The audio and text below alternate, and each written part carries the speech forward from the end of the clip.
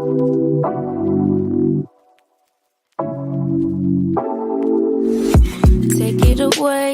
it away, feeling too good to me. Chilling all day, all in your space is where I wanna be. Here in this room, what did you do? I just can't get enough. Too caught up in your love. I've been trying to forget, but you won't let me. Something in my brain wants you. I've been hanging by myself, asking for help, but nothing seems to work on you. Yeah,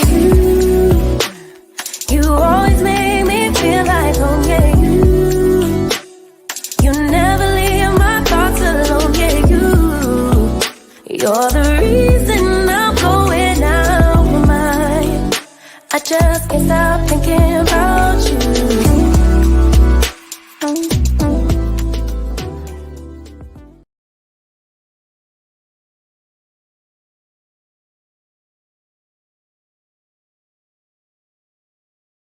Well, first of all, listen, it's interesting about all these young guys today. They never call on us and say, hey, thanks for the kind word and telling me how great a player I am. But when they play like crap and we call them out, we don't know what we're talking about. Listen, I'm easy to find.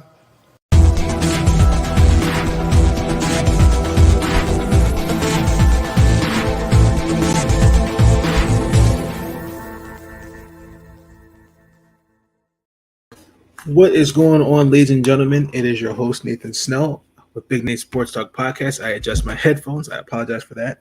I hope you're all doing well. Hope you're all staying safe. This is episode 19 of the podcast. In this episode, we are recapping the Baltimore Ravens versus those New York Jets. But before we get into that, there's a few things I need to say up front. You should have seen the recap of the WNBA Finals Game 1. That should be up.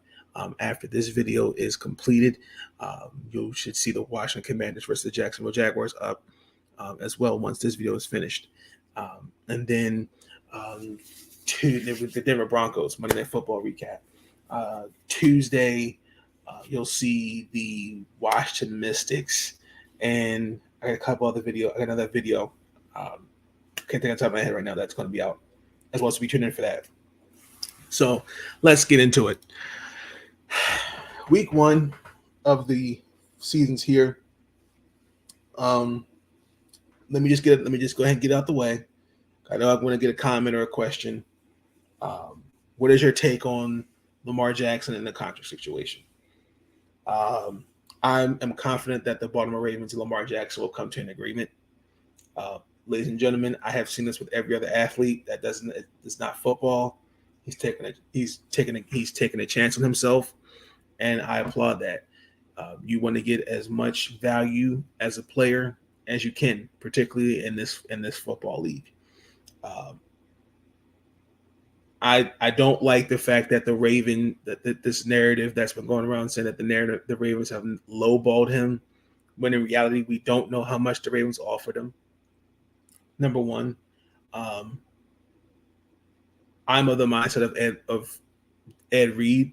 I'm not going to talk about another man's pockets. I'm not a financial advisor. I trust that Eric DaCosta, Lamar Jackson, Steve Bisciotti, they will all come to an agreement. I don't know where he declined $250 million contract. I don't know where that came from. That was completely false. Because again, we don't know what they offered and we don't know what he wanted. So I am just getting it out the way, because I know when some are going to ask me, well, what's your take on the whole Lamar thing? And I'm not fazed by it. I am not going to talk about another man's pockets.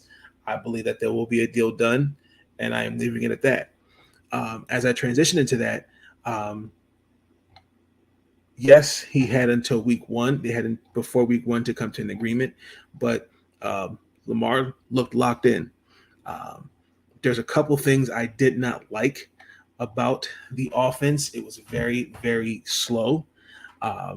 In my eyes, I thought, particularly in the first quarter, we can blame the weather all we want to, but at the end of the day, the play calling was just bad for Baltimore in the first quarter. I particularly there's this lack of urgency. Um, it would be wise to not look at a deficiency in offense execution. And honestly, when you look at it, their approach, like my issue with the Baltimore Ravens, and again, we could keep saying this, we can point this out, but it's going to come down to whether John Harbaugh sees it or Greg Roman sees it. And this last couple years, they have this tendency. Baltimore has this tendency, and I don't know what it is, where they just chew up the play clock by making these random substitutions, and then like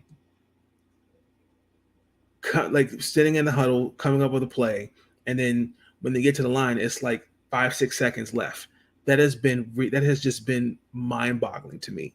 Like, this has been an issue since 2020, and yes, it's shown it can be effective at times. It really hurts us when, especially, it hurts us quite often. And again, particularly in this modern day football, because I think really the issue, people don't want to really say it, is that the days of power run football cease to exist. Everyone's expected the Baltimore Ravens to be the Buffalo Bills offense or Kansas City. I think that in today's offense, I think you can mix it up, and I think that you have to read a defense and make checks, take advantage of what you see as a quarterback, but more importantly as an offense, as a coach. Giving yourself just a few seconds to just execute a play, that's not going to get it done. And to start the game, that clearly showed. I mean, the fact that you just had 3 points in the first quarter, that was an issue to me. I feel like that will get better, and I'm concerned. That's a concern I see going into Miami.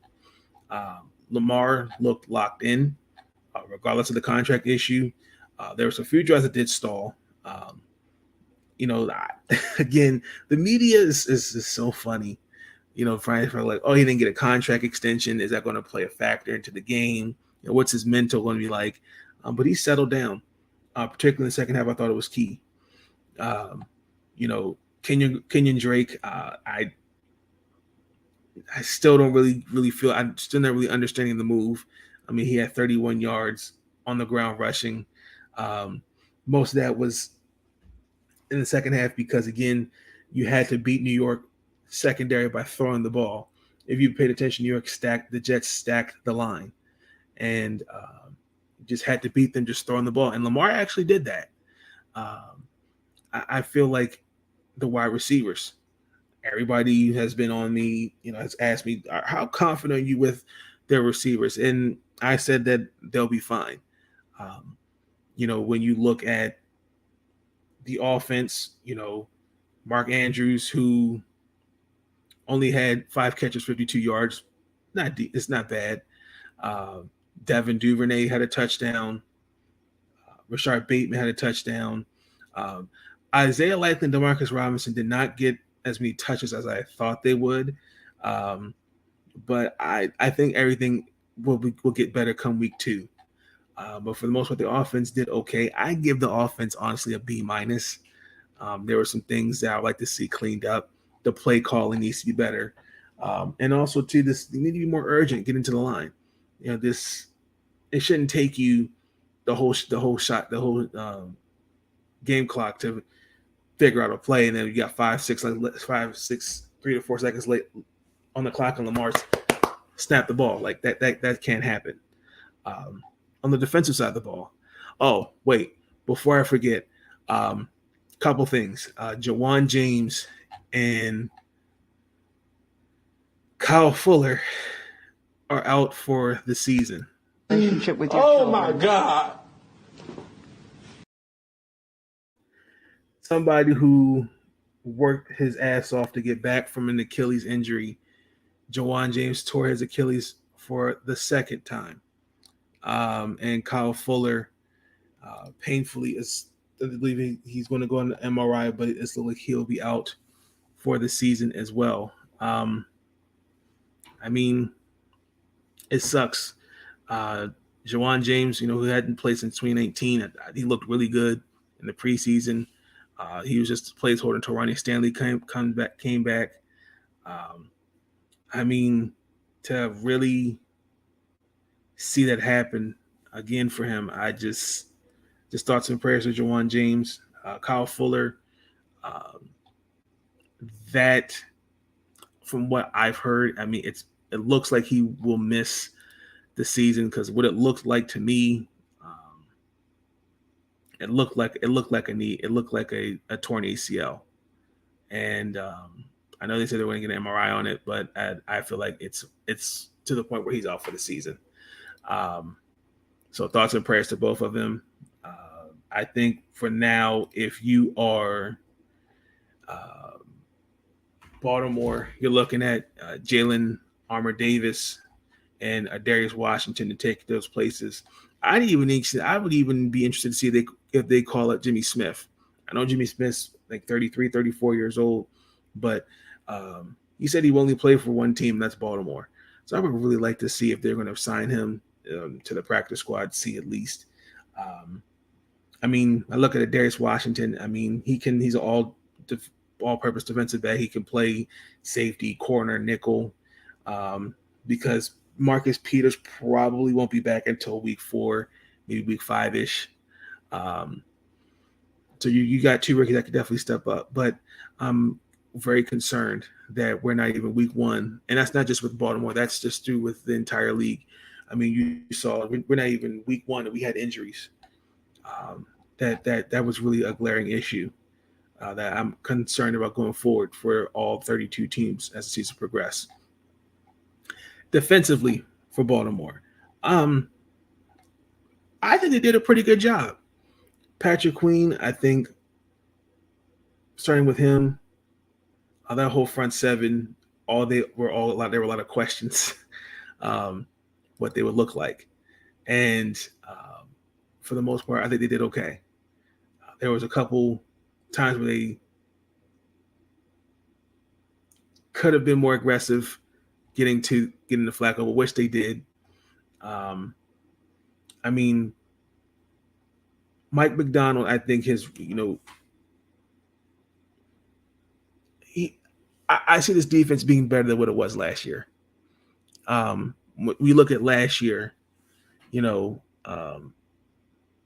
the identity defensively, and again, I understand there were injuries, but when you look at it, they racked up 3 sacks and 11 quarterback hits on Flacco.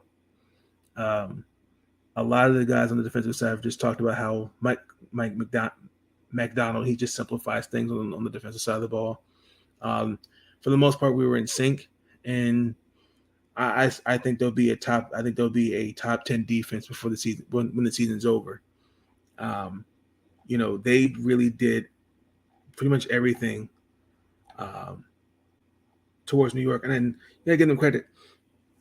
There was a couple possessions where you see Elijah Moore, Garrett Wilson, Michael Carter make some plays, but Baltimore defensively, they stayed calm, cool, and collective, and did the things they needed to do. Now let's talk about the Jets really quick. When you look at the Jets, it's going to be an interesting team. I think the Jets will win 7 games. The offense was interesting for the Jets. When you looked at the fact only 21 yards, 9 plays on the first 2 drives, and then on that third drive where Flacco had tried to throw it to, I think it was Cager, and there was, obviously you could tell there was a miscommunication, and Marcus Williams threw over the pick. I think the really only time they got across midfield was when Greg Zuerlein hit that 45-yard field goal the first time. Then he made it the second time. Uh, the offense for New York just did not really look that spectacular. I mean, the first 10 drives for New York, they had 6 punts.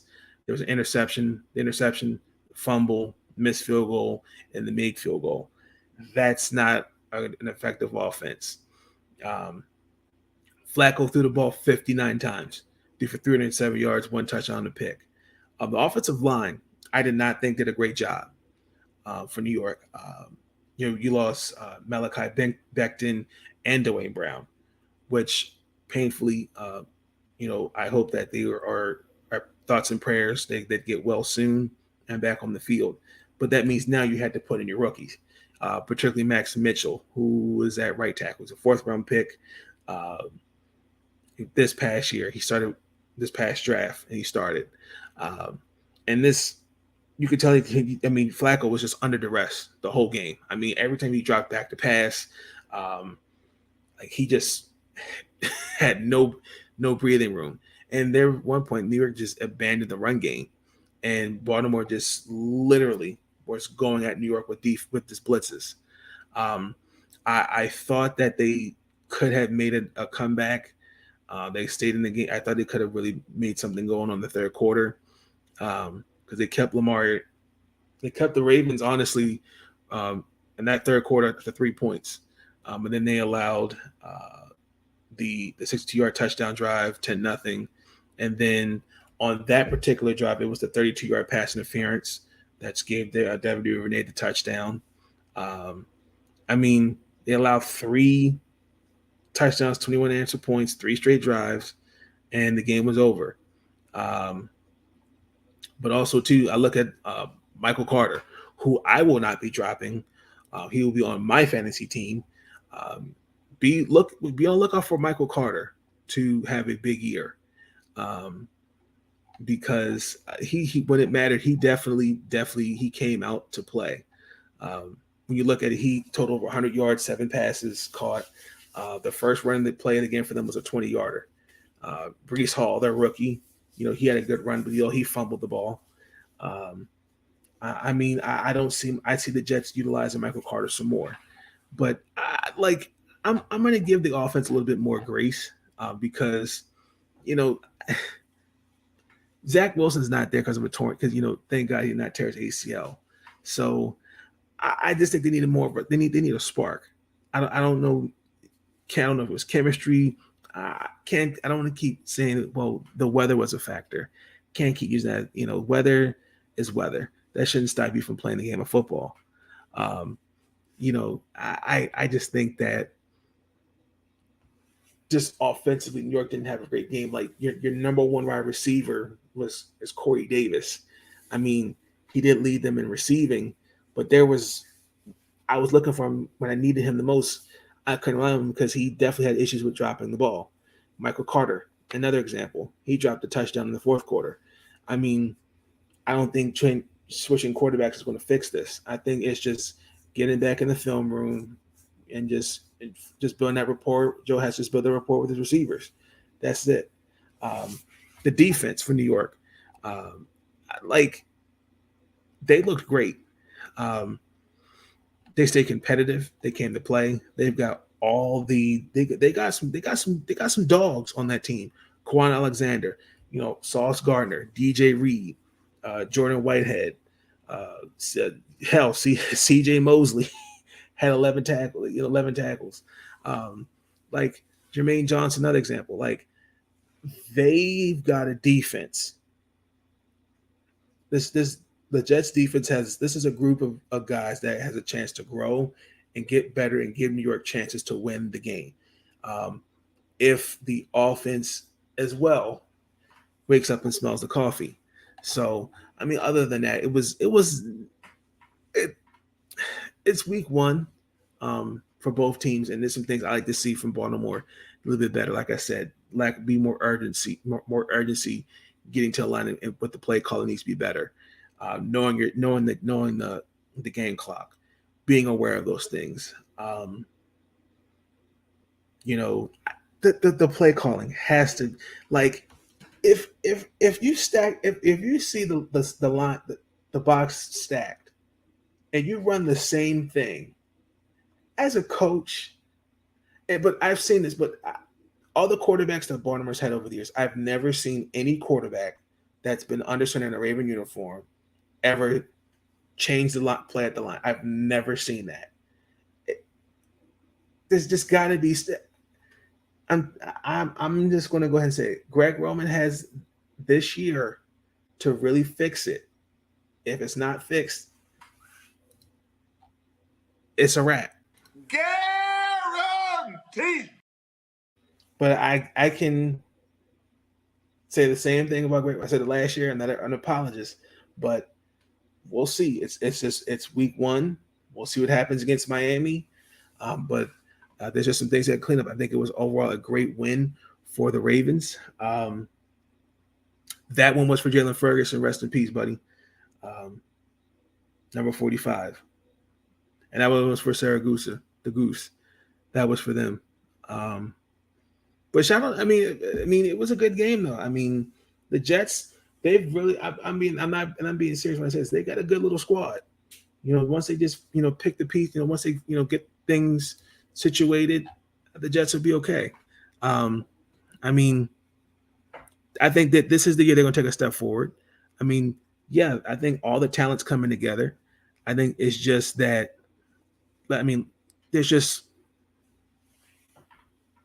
there's some things that clean up. The Jets will be fine. But, ladies and gentlemen, that is going to conclude the episode. Be tuned in for the future episodes. As I stated in the introduction, let me know how your team did week 1. This video will be up soon. Be tuned in for the Washington Commanders versus the Jacksonville Jaguars. Closing message. I really would just like to take this opportunity to thank those that have given me the confidence in this and the support of making something of making this almost a reality. It was almost like about 2 years ago. I don't know where this YouTube channel would be without some people. And I really thank those guys for giving me the confidence to really start this YouTube channel. My point is that do what makes you happy and stick to it, and don't let anyone take your dream away from you. My closing message. But until then, please like, comment, subscribe. I will catch you guys on the flip side. Have a good night. Peace. Stay up.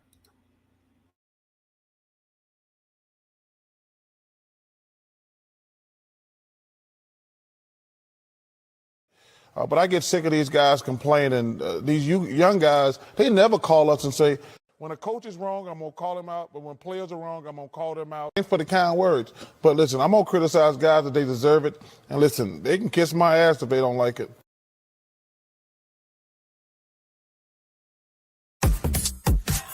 Thank you for tuning in to Big Nate Sports Talk. If you enjoyed that episode and you want to see more content, be sure to like, comment, and subscribe. Bring your sports game on Big Nate Sports Talk.